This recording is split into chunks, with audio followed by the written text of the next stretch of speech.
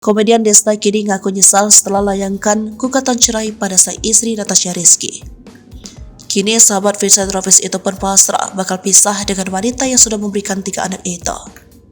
Alasan gugatan cerai pun hingga kini belum jelas, namun keduanya diketahui sudah pisah ranjang selama setahun. Diketahui, pasangan Desta dan Natasha Rizky kini tengah menghadapi badai rumah tangga. Kuasa hukum Desta angkat bicara.